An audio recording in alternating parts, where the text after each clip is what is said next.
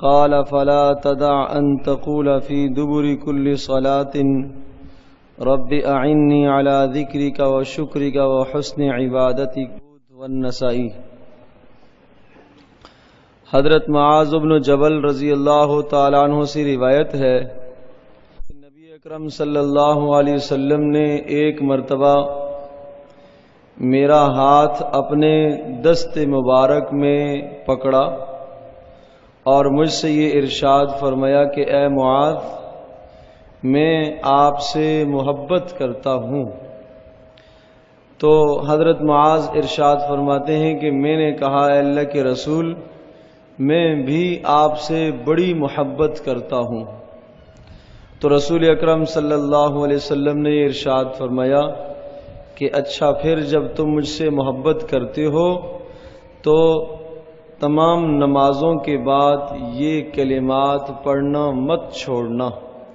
فرض نمازوں کے بعد ان کلمات کو ضرور پڑھتے رہنا۔ کیا کلمہ تھا؟ رب اعنی علی ذکرک و شکرک و حسن عبادتک، اے میرے پروردگار تو میری مدد فرما، علی ذکرک کہ میں تیرا ذکر کر سکوں، و شکرک اور تیرا شکر ادا کر سکوں، و حسن عبادتک اے اللہ بہترین اور اچھی عبادت کی توفیق مجھے عطا فرما۔ رسول پاک صلی اللہ علیہ وسلم براہ راست بھی یوں کہہ سکتے تھے کہ اے معاذ، ہر نماز کے بعد ان کلمات کو پڑھا کرو، ایسے نہیں، پہلے اظہار فرمایا اے معاذ مجھے آپ سے محبت ہے۔ مطلب یہ کہ میں جو بات آپ کو کہنے والا ہوں وہ محبت کی بنیاد پر کہوں گا، وہ خیر خواہی کی بنیاد پر کہوں گا۔ اس بات کو اپنا مشغلہ بنا لینا اور اپنے عمل میں لے آنا۔ حضرت معاذ نے بھی محبت کا اظہار فرمایا تو پھر نبی پاک صلی اللہ علیہ وسلم نے وہ دعائیہ کلمات ارشاد فرمائے اور ارشاد فرمایا کہ معاذ نمازوں کے بعد ان کلمات کو پڑھا کرو۔ مطلب اس کا یہ ہے کہ نمازوں کے بعد، فرائض کے بعد اس دعا کو پڑھنا مسنون بتایا گیا ہے۔ جیسا ابھی آپ نے عشاء کی نماز پڑھی ہے، فجر کی نماز کے بعد، ظہر کے بعد، عصر کے بعد، مغرب کے بعد، جو 5 اوقات فرائض کے ہیں، ان فرائض کے بعد ان کلمات کو پڑھ لیا جائے، یہ مسنون ہے۔ فرض کے بعد پڑھنے کا مطلب یہ ہوتا ہے کہ آپ سنتوں کی ادائیگی کے بعد بھی پڑھ سکتے ہیں۔ مثال کے طور پر عشاء کی نماز آپ نے پڑھ لی ہے، اس کے بعد آپ نے سنتیں ادا کر لی، اس کے بعد بھی پڑھ لیں، جب بھی فرض کے بعد ہی پڑھنا شمار کیا جائے گا۔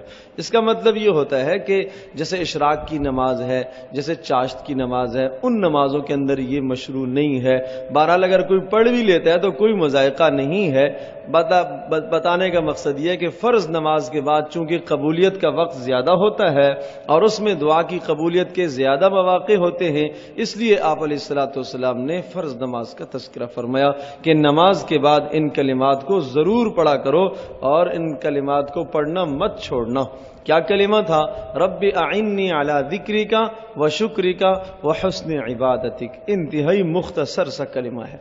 تو اس سے پتہ چلتا ہے کہ آدمی کا کوئی بھی عمل اللہ پاک کی توفیق کے بغیر نہیں ہو سکتا۔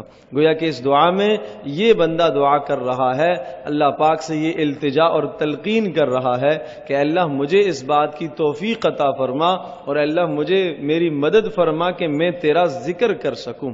زبان سے ایک مرتبہ اللہ اکبر کا کلمہ نکلنا یہ اللہ پاک کی توفیق ہے۔ زبان سے ایک مرتبہ سبحان اللہ کا کلمہ نکلنا یہ اللہ پاک کی عنایت اور توفیق ہے۔ اللہ کی توفیق کے بغیر کچھ بھی نہیں ہو سکتا۔ اسی طرح سے اللہ پاک کا شکر آپ نے ادا کیا اور یہ کہا کہ یا اللہ تیرا شکر ہے، یا شکر کا سجدہ آپ نے بجا لایا، یہ اللہ پاک کا جو شکر آپ نے کیا یہ بھی اللہ پاک کی توفیق ہی سے ہے۔ امام غزالی رحمۃ اللہ علیہ نے بہت پیاری بات لکھی ہے اور یہ ارشاد فرمایا کہ یہ جو اللہ پاک نے کہا ہے وَإِن تَعُدُّوا نِعْمَةَ اللَّهِ لَا تُحْصُوهَا، اگر تم اللہ پاک کی نعمتوں کو شمار کرنا چاہو تو نہیں کر سکتے ہو، شکر ادا کرنا چاہو تو نہیں کر سکتے ہو۔ فرمایا یہ اس لیے کہ بندہ شکر نہیں ادا کر سکتا۔ اگر بندہ ایک شکر ادا کرتا ہے، اللہ پاک نے آپ کو ایک نعمت دی ہے، اس نعمت پر آپ نے اللہ پاک کا شکر ادا کیا تو یہ شکر کی جو توفیق ہوئی ہے یہ بھی تو ایک نعمت ہے، یہ بھی تو ایک نعمت ہے۔ اس نعمت پر ایک اور شکر لازم ہوا کہ آپ شکر ادا کریں، اللہ پاک نے مجھے شکر کی توفیق دی ہے۔ پھر اس شکر پر ایک اور شکر لازم ہو گیا کہ اللہ پاک نے اس شکر کی بھی توفیق دی ہے۔ ارشاد فرمایا خلاصہ یہ کہ آدمی اللہ پاک کا شکر نہیں ادا کر سکتا۔ آپ علیہ الصلوۃ والسلام کی شکر کے کلمات تھے، اللہم لا نحصی ثناء علیک انت کما اثنیت علی نفسک جل ثناؤک وعز جارک۔ اے اللہ ہم تیری ثنا ایسے نہیں بیان کر سکتے جس طرح سے تو نے خود اپنی ثنا کو بیان فرمایا۔ اے اللہ تیرا شکر ہے، کتنا شکر ہے اے اللہ، آسمانوں جتنا تیرا شکر ہے۔ اے اللہ جتنی تو نے مخلوق پیدا کی ہے اے اللہ اتنا میں تیرا شکر ادا کرتا ہوں۔ اے اللہ کائنات کے جو ذرات ہیں اے اللہ ان ذرات کے بقدر میں شکر ادا کرتا ہوں۔ اے اللہ جو کائنات کے اندر درختوں کے پتے ہیں ان پتوں کی مقدار کا میں شکر ادا کرتا ہوں۔ جس طرح سے ممکن ہو سکے اعلیٰ سے اعلیٰ اللہ پاک کا شکر ادا کیا کرے، اور شکر جب ادا کریں گے تو اللہ تبارک و تعالیٰ نعمتوں میں اضافہ فرمائیں گے۔ اور تیسری جو بات ارشاد فرمائی وہ یہ کہ اے اللہ میں تجھ سے حسن عبادت کی توفیق چاہتا ہوں کہ میں اچھی طرح سے عبادت کر لوں۔ آدمی آتا ہے مسجد میں اور وقت دیتا ہے آدھا گھنٹہ، پونا گھنٹہ، 1 گھنٹہ آدمی نے دیا ہے، لیکن اگر صحیح طرح سے عبادت نہ کر پایا، وہ عبادت نہ ہو سکی جو اللہ پاک کی خوشنودی اور اللہ پاک کی رضامندی کا ذریعہ ہے، تو پھر بڑی بد نصیبی کی بات ہے۔ اس لیے اللہ پاک سے حسن عبادت کی توفیق مانگا کریں کہ اللہ مجھے اچھی عبادت کرنے کی توفیق عطا فرما۔ تو یہ رسول پاک صلی اللہ علیہ وسلم نے حضرت معاذ رضی اللہ تعالیٰ کو دعا سکھائی کہ اپنی نمازوں کے بعد یہ کلمات کہا کرو، اللہم اعنی علی ذکرک و شکرک و حسن عبادتک۔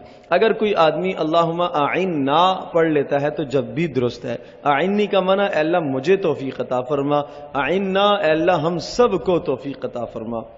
تو اگر کہیں اجتماعی دعا ہو رہی ہے تو وہاں اجتماعی نا کا لفظ کہہ دیا جائے، اور اگر ایک آدمی انفرادی پڑھ رہا ہے تو اس صورت کے اندر پھر نی کہے گا، اللہم اعنی علی ذکرک و شکرک و حسن عبادتک۔ اللہ پاک ہم سب کے لیے عمل کرنا آسان فرمائے۔